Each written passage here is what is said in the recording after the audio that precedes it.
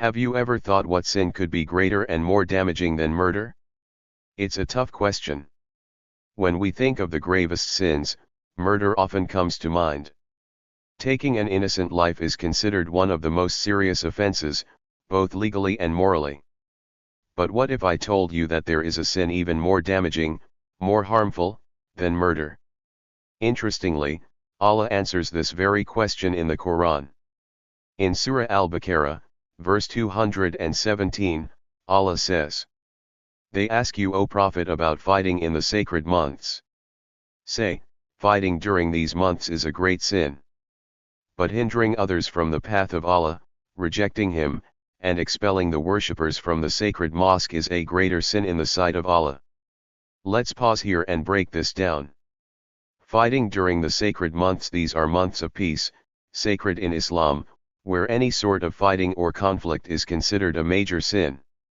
These months Zulqa'dah, Zulhajj, Muharram, and Rajab are meant to be a time of reflection, peace, and respect. Engaging in warfare during these times is highly discouraged. But in this verse, Allah highlights something even more shocking. There is a sin greater than fighting in the sacred months. Allah points out that while fighting in these months is indeed a great sin, there are actions far worse in His eyes. Hindering people from the path of Allah, rejecting Him, and preventing worshippers from accessing the sacred mosque, these are far more damaging. Why? Because they impact not just the individual, but entire communities and even generations to come. Think about it. Preventing someone from connecting with their faith, from knowing Allah, and from worshipping Him, this is an attack on their spiritual life. It's an act that strips away their purpose and deprives them of the chance to find peace and salvation through Allah.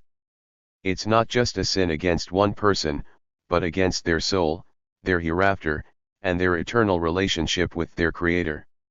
When someone is kept away from the path of Allah either by oppression, misinformation, or force, they are not just being hurt in this life. They are being deprived of something much greater, the guidance that could lead them to eternal success in the hereafter. Persecution is far worse than killing. Allah goes on to say that persecution, forcing people away from their faith, oppressing them until they can no longer practice or believe, is far worse than killing. That's a powerful statement. Taking a life is tragic and terrible, but taking away someone's faith or preventing them from knowing Allah is even more severe. Why? Because while death ends life in this world, losing faith impacts one's life in both this world and the next.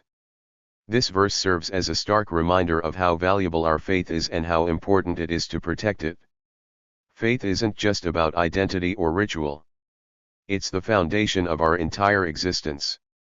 When someone tries to pull us away from our faith, they're not just attacking our belief, they're trying to rob us of the guidance that leads to Allah's mercy and forgiveness. The reality of persecution and oppression. In the context of the early Muslims, they faced real physical persecution. They were driven out of their homes, banned from entering the sacred mosque, and oppressed because of their belief in Islam. But the lesson here extends beyond just physical persecution. Even today, there are subtle forms of oppression and hindrances to the path of Allah. It might be societal pressures, distractions, or even the misinformation and negativity that surround Islam in the media. These are all forms of persecution that aim to distance us from our faith. But Allah warns that those who engage in such actions, whether by force, influence, or deception, commit a sin far worse than murder. And for those who turn away from their faith or allow themselves to be led astray, the consequences are severe. Allah says their deeds will become void in this life and the next. So what's the takeaway? First, we need to recognize the importance of protecting our faith. It's easy to take it for granted when we're not directly facing persecution, but even in times of ease, the responsibility to safeguard our belief is crucial. Our faith is our most valuable asset. It's what connects us to Allah and gives our lives true meaning. Second, we need to be mindful of the ways our faith can be challenged. Whether through subtle distractions or outright persecution, we must remain strong, patient, and aware of the forces trying to lead us away from the path of Allah. Finally, we must remember that guiding others towards Allah and supporting people in their spiritual journey is one of the greatest acts we can do.